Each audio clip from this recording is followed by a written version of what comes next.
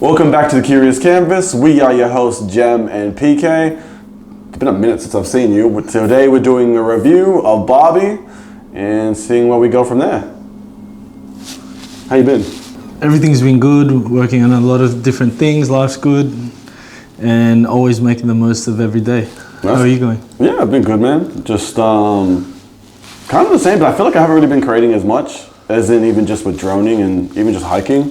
Something that's gonna change soon though. But being you both have watched Barbie, this has been a minute though, because it's been out for a while now. When did it come out? Like 2 months ago. Yeah. We watched it separate times. Obviously you watched it with Chelsea. I watched it like with these random people. Yeah, what'd you think of it? I liked it. To be honest, before I went in to watch it, all I was hearing was stories it's the most woke movie. Whether that's the case or not, for me, I didn't really feel like it was the most, I don't feel like it was as woke as everyone was portraying it to be. There was woke elements in it though.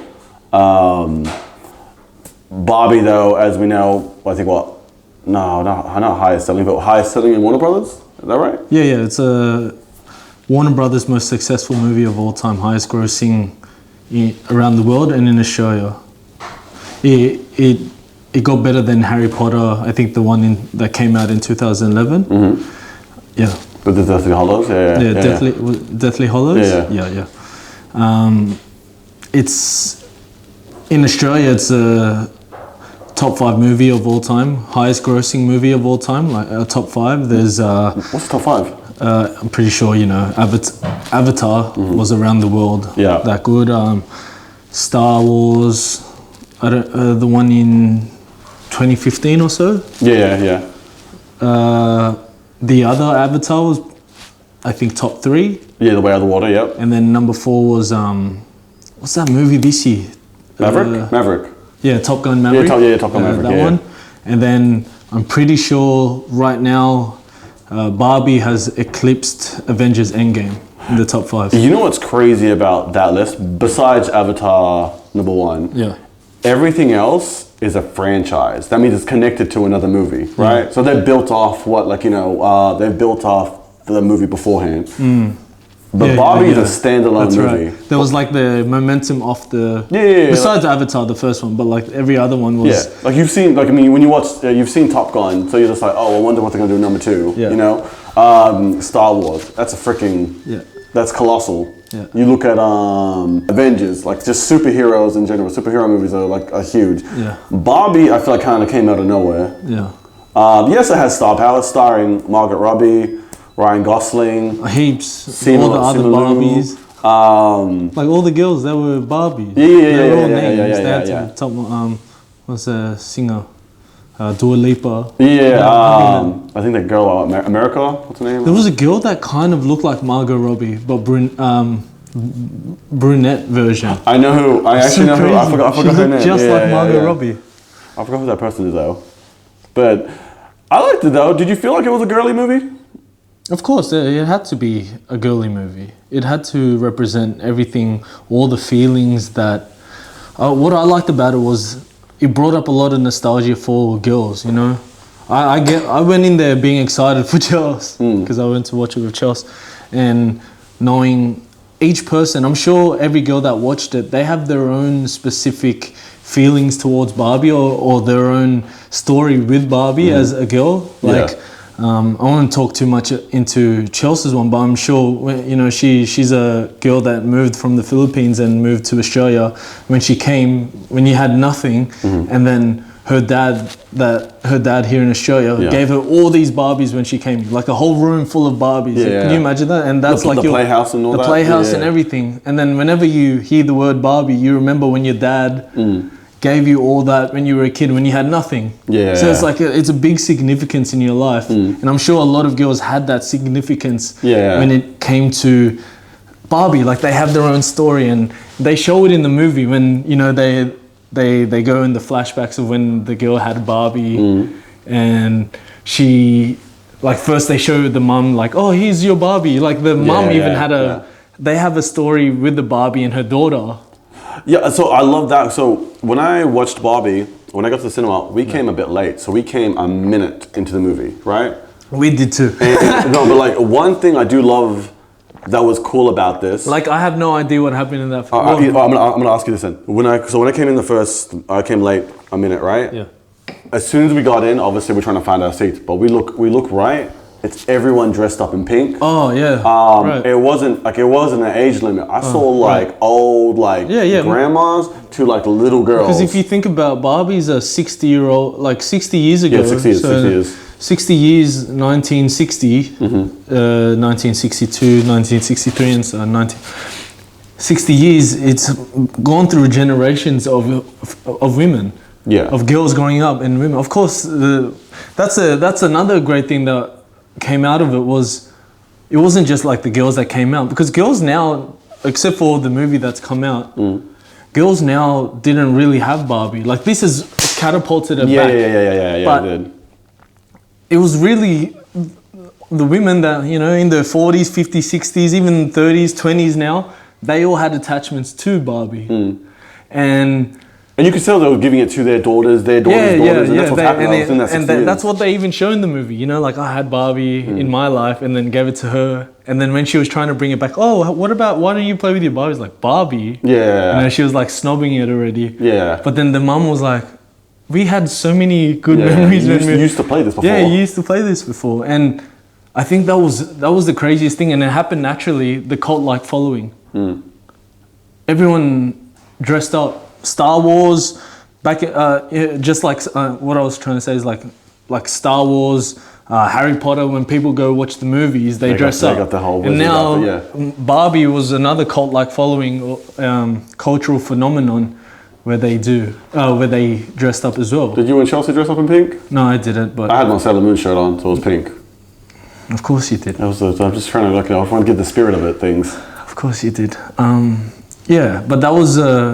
And the marketing around that was natural. So simple. Before they released it, they were doing the whole marketing campaign of women like Barbie and then a photo of them. Like, it was a simple campaign, like a photo of because everyone's Barbie. Yeah. And they had the toy box where you stand in and you can take a photo. Yeah. The marketing behind it was just so natural. I thought the story was pretty good too, because I didn't think that it was going to be actually in the Barbie world. Yeah. And then going to real life. I know like the trailers just showed like her coming out to the real life, but I didn't actually know it was actually in Barbie, like the Barbie world.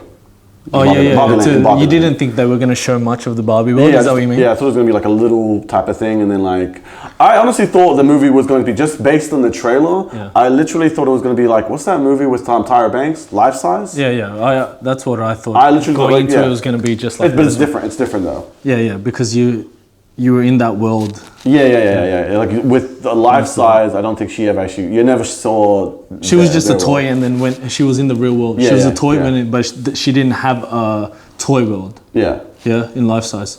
Yeah, no, they never had that. It was more. She was a toy and became a real life. Yeah. Yeah. So I liked it. Yeah. As I said, like at the start of it, I think the movie has woke elements. Yeah. I don't know. There's a lot of. All right, there are definitely parts where yes, it's empowering women, of course, and that's it's supposed to do that. It's supposed to do that. Like, and I'm all for that. You know, I'm I didn't really understand one part though, and with them saying that, I think when they were making it out like the man's world today, it's like men run everything, like in the real world. You know. Women don't have choices. Women aren't bosses. Women aren't managers. They aren't in higher power. Yeah, no. I mean, like, look, if this movie came out 40 years ago, 1,000%, that is completely true. Exactly. But like in 2023, like in a lot of companies, like, you know, my company especially, there's heaps of female empowerment. I think most of my bosses and managers are women. Yeah. And I'm just saying, it's so different. Like for places I've worked, it's the same thing. The places I've worked, it's the same thing. If I was a woman and I saw that, I think I would not take offense because I'm not like that. I wouldn't take offense to things like that. But I would say, you know, I know so many people that are bosses, and then you're showing that women aren't bosses in this movie. I wouldn't have liked that. Exactly, that element. I would have said, so many of my friends are at high level, have high level careers, high level positions, everything, and then the movie showed that they don't. So it would have represented them in the wrong way in today's world.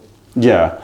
So, all right, well, there's one thing about this movie that... And they were also trying to show that, like, Ken was a fool kid. Like, he was a dick. Like, they really made Ken look like a dickhead. So, you know what I love about this? And there is a question with Ken with this, but the thing that kind of flipped everything for me, so in the Barbie land, women are running everything. They're the bosses. They're running everything, and the men's are kind of all simps, to be honest. And then in the real world, it's like the men are running things, and in the movie, the women aren't given the opportunities in the real world. In the real world, in the movie, yeah. So anyway, when Ken came to the real world, starts reading books, he was only there less than one day. So Barbie world, run by women, comes to the real world, learns everything about the real world. Oh yeah, he was reading the books and stuff. About trying to catch up. Anyways, in one day, he goes back to Barbie land while Barbie's still stuck in the real world, and he takes over Barbie land. I'm just saying, it's a bad impression for the movie because it's kind of says like one man could take over what 60 years has built. Yeah, or the whole. I know it's just a movie, but I'm just I just did it like that 3 months of it. It didn't make sense to me. Yeah. Do you think Ken is a villain, the hero, or maybe the king of simps? Well, they definitely tried to make him out to be the villain in the movie. In every way, and he was. Well, Ken represents men. Do you? For me, I know you, and I feel like you should give me a shot here. So for me with Ken, I can kind of understand it. He's been wanting Barbie his whole life. He's done everything for Barbie. Always gets shunned aside. Things you would do, and then he finally gets the opportunity to rub it in her face. So he does it in the most piteous way. I can kind of understand that. Yeah, you're like that. You're a spiteful guy. It hurts. It hurts. Yeah, like whenever you can get your chance to prove your point. Yeah, you gotta put a girl on it. You gotta do it in a big way. Yeah. So you're Ken. Wait, what is it? Ken in a Million? No. What's the song? What's the song called? It's I Am Ken Enough. Which one? Ken Enough. Wait. I Am Ken Enough. Yeah, I'm Ken Enough. Is that the song in the movie? Yeah, I think it's I'm Ken Enough. I like the song at the end of the movie. What's that called? The one that represents Barbie. I like Dua Lipa's song too. Oh yeah, that song's good too. Yeah. No, what's the song that? You mean Nicki Minaj and No, right. Charles. What's that song with that they sing at the end for Barbie? I don't know. The slow song. No. Oh, Billie Eilish. Yeah, Billie Eilish. No, I haven't heard it. Yeah, but yeah, very successful movie. A movie caught in this time, as in like pop culture wise. Yeah, I think that's another. Brought it back, to revamp a brand. Yes. Yeah, and it's hard to do now because a lot of movies nowadays, they're money grabbing a lot of product to try to think. Who would have thought they would have made Barbie into the top 5 movies? Yeah. You look at Pirates of the Caribbean for example. Pirates of the Caribbean is just a ride that goes back to forth. That's how they made a movie, but they made a movie from Barbie. Bringing back a brand that has gone over, say, the past 10 years or so, to bring it back is very difficult. Especially, I don't know if I don't really, or I never really followed Barbie, but after Barbie, it kind of went quiet for the brand of Barbie. And there was Bratz dolls. The other dolls that girls went towards. And Bratz dolls represent a different kind of woman. Yeah, I get. Actually, yeah. If you look at actually, I don't know. I'm just talking shit. No. I've actually. Okay. No, I agree with it to a point. So. No, but Barbie's her. But Bratz are a whole. Okay, because they're bunch of with the tank tops and everything. Yeah, that's what I was trying to get to. That's what I was trying to get to. That, Bratz were more. They were more liberated. Barbie wasn't. Yeah. Oh, I think it's because You know, I can't really talk on Barbie. I never had a Barbie. So you never played with Barbies or anything? No. Okay, I was just surprised at that. I just thought you've always had Barbie dolls. Nothing's wrong with that. Yeah, it's not. It's a welcome. Are you trying to catch me, huh? I'm not trying to catch you. It's fine. Just seem to like be very passionate. That's why. You said like Ken's a villain, right? Yes. Okay, so in your opinion, he's the villain in the film. Yeah. Right. Do you think it was really weird that like all the Kens kind of were like backstabbing each other to get with Barbie, like a Barbie? Especially the main character, like Margot I was Robbie surprised, but there are guys like that, like you know, like toxic some bro groups that will not backstab, but there are guys that go behind their mates' backs and that to go get with a girl that they already know that they're trying to get with, you know? Yeah. And there are guys like that, especially a lot of bro groups. I've had that done a couple times to me, where like whether it be me being into a girl or me just like we may have like got with each other and then afterwards one of my closest mates has talked crap about this person but then goes for that person. Oh yeah. And that part was just like confusing to me because I'm like strange. Like as boys, we're very upfront with each other for the most part. You know, for the most part. This is something like I'm like it's just the girl. Like we don't, you know, it's not something that has to be a big thing. Yeah. I don't mean that in a like just a throw off. Yeah, but I just mean like it's just there's plenty of fish in the sea. Yeah. Like literally, it's being upfront about something with a certain subject. It's so different. At least I have a point to it. Yeah. So when that happened. Yeah, when that happened on my side, it just. I don't know, it's puzzling. Yeah, because I just don't get that. Why can't people be upfront with each other, especially when it's like especially when you're boys? Yeah, when you think about was this like was this a mate that's you know, like you just I don't know, went to gym with kind of thing? Or it was literally like I'd known this person since like year 7. So I've known this person for like I don't know. At the time, it was like 15. It was like 15 years. Yeah, it's crazy. And like I mean, and then when I confronted him about it afterwards, when all that happened, I asked him, and I'm just like, bro, it's fine. I'll just be upfront though. You did this because you just wanted to get with the girl. I'm like, you would just like we can't swear in this, can we? Up to you. Okay. You were just doing it just to get into her pants. Yeah. And that's fine if you wanted to do that, but like be upfront. Yeah, true. It's true. Be upfront with your mates, especially with the boys. Have you ever been put into that type of situation? Or not so much you're going for a girl, but as in your boy group, has that ever happened and you've kind of been placed in the middle, like what's happening here? Nothing coming to the top of my head. No. Most of my boys that I'm solid with are solid for a reason, and I've always kept them around due to that fact that they're solid. Most of the ones that aren't, you know, we're not as close as we once were. They fall off. Fall off. A question with that, and it does relate back to the Kens. So yeah, they're all backstabbing each other. But then they all forgive each other. Do you think guys forgive each other with that type of stuff? As in, or in comparison to like maybe girls? Like with girls, there could be something in that type of thing. Girls really love to hold grudges. Guys do too. I think a lot of guys are more to the fact that they just don't give a fuck anymore, or they just.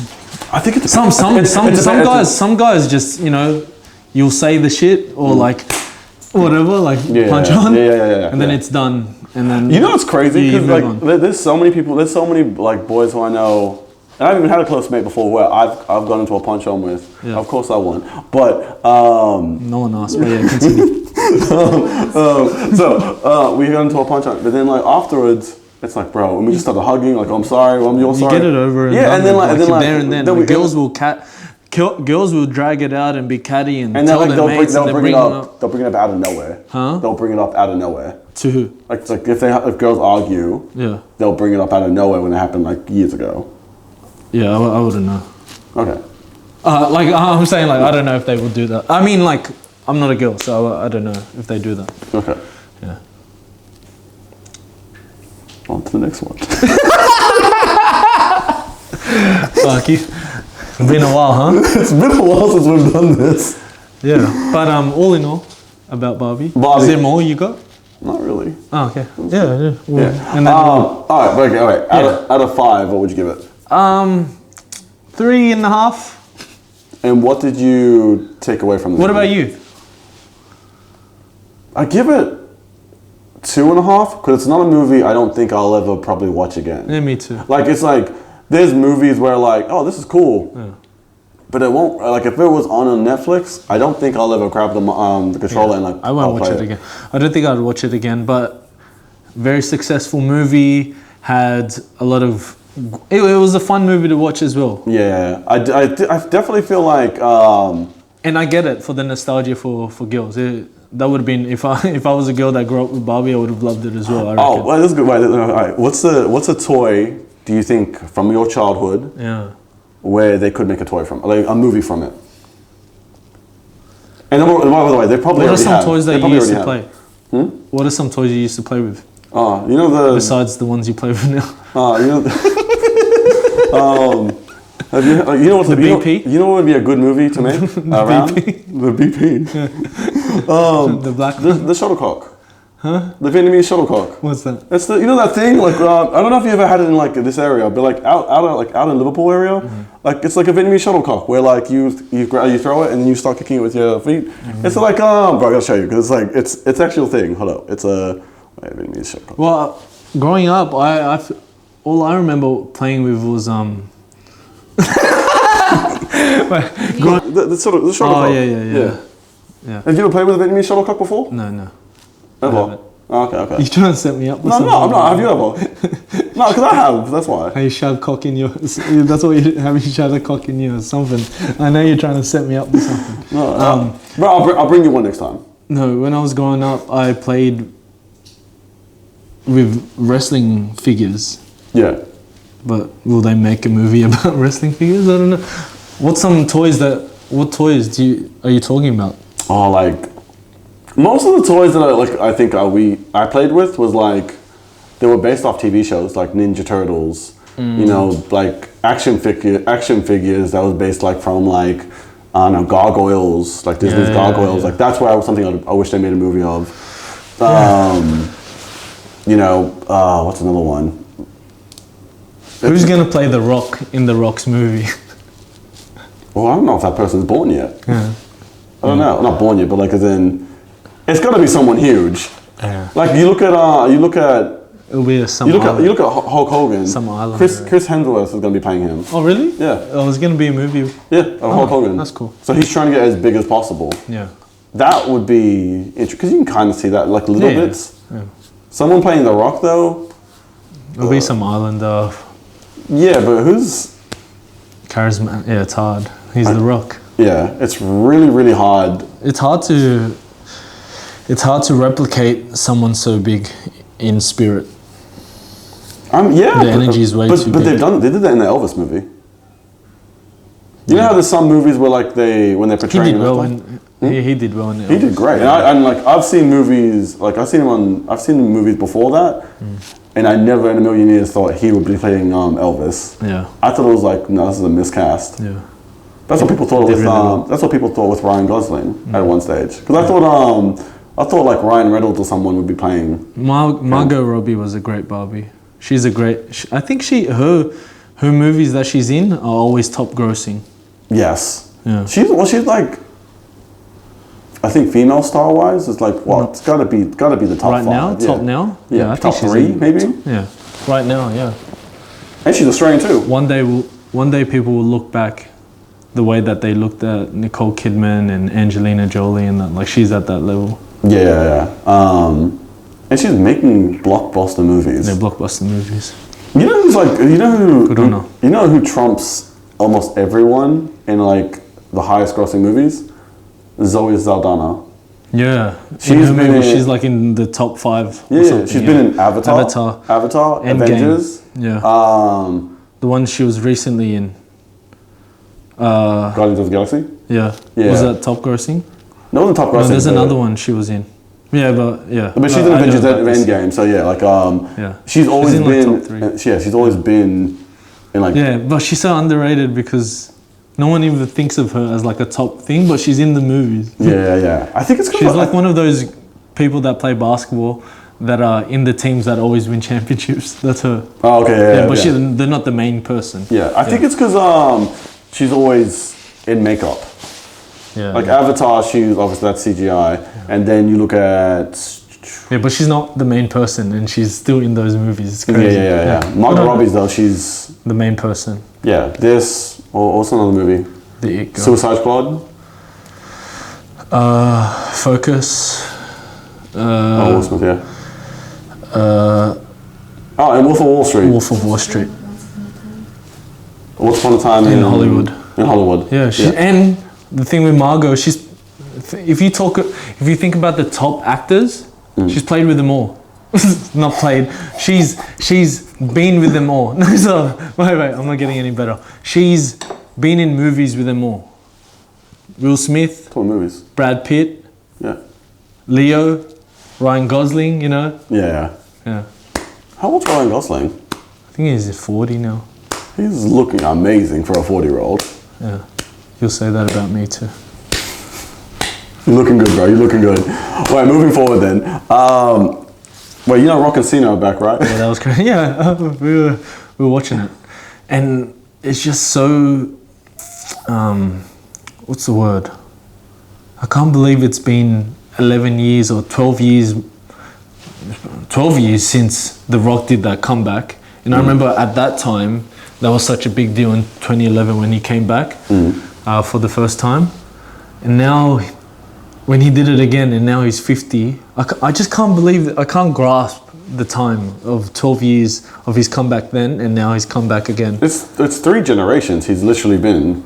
It's crazy. And he's been on top for all 3 generations. Even though he's just back now, but then you could tell more than likely they're going to be pushing him and Roman Reigns, hopefully at WrestleMania.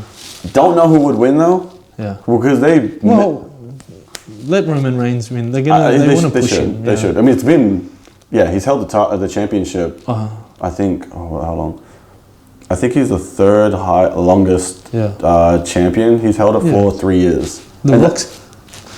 The Rook's he comes in. He's not gonna, and like if he has the title, he ain't gonna like run it through the whole year. And we all know that. Yeah. But you know what? He might win it and then give it back. Roman might beat him again or something like that in Royal Rumble. I don't know what will happen, but because of the writers' strike, writers and actors' strike, he's out of work for a bit. So he'll be in the WWE for a bit. That doesn't affect wrestling, does it? Who? Like as in the writer's strike. I don't know. I don't think it will affect wrestling because it's screenwriters for movies. Okay, But I know it will affect The Rock. Well, he's always in movies. Yeah. So I think he'll be in WWE for a bit, for like how long? The next. Well, they were expecting the writing strike and the actors strike to end like this year, but people people in the news and media are saying that it could go up until next year. So there's going to be a backlog of no movies for a bit, or like movies that have been on pause. So those movies that were meant to be released at 2025 or mid next year, and they're all getting pushed. So there's some movies that they're still creating because the script was already made. But the thing is about that though, they can't change it. They can't change anything. Yeah, but the scripts were made, but the actors have put on strike as well. Oh, the actors are on strike. The actors are on strike, so they can't. There's no movie. Okay. Yeah. I was gonna say like with Deadpool 3. They're still going ahead with the movie, right? But is it all actors? It can't be all actors. All actors. Everyone. Even the big stars are going on strike because they're looking out for the smaller guys. Yeah, that's cool. You know, the guys that have to scratch and claw for an small idea. It's an idea because it's an idea. And ideas are hard to find. Oh no, I'm talking about actors. They're scratching and clawing for those actors that come in and just do one quick scene. Yeah. But they're not like the star. Yeah. They go, and then those guys have to go and try and find another movie that they can be a part of that just small role. So the big movie stars like The Rock and that, they're all backing the little guys. I like that, but I'm just curious on how long that will be, because that's from giant movie buff. Imagine just waiting years for like a new movie where it could have came out the year after, 2 years after. Yeah. Who knows?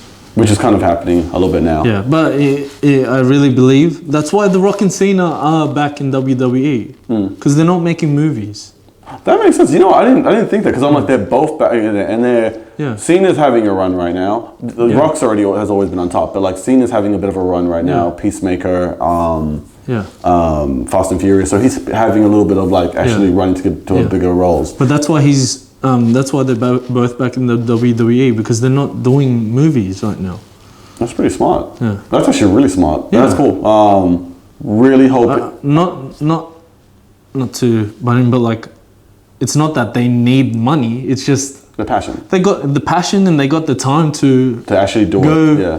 Go to what made them who they are. Yeah. Plus, because if there's movies around them, like The Rock probably could move his schedule around.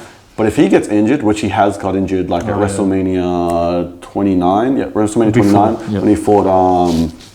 when he fought John Cena, he teared I think he's teared his like hammy or something. And quads and whatever. Yeah. When that all happened, it's like that slows down everybody. The movie, it stops everyone's money. So like I get why that's probably why he's doing it now. Yeah. Yeah, do you have more questions? I don't think I have any more questions. No. We're good with that? Yeah. No, yeah, well, it was a good catch up. Yeah. Well, it's been a great catch up. So, got a missus yet? Got a missus yet? I'm working on it. A lot of red flags. Hi. A lot of red flags. Hi. You reckon she'll watch it? This one? No, maybe. I don't think she would. She probably hates your guts. Best thing she never had. You know what? And that's the Curious Canvas. A lot of people probably hate your guts. No. People love PK. Alright. See you in another 4 months. No,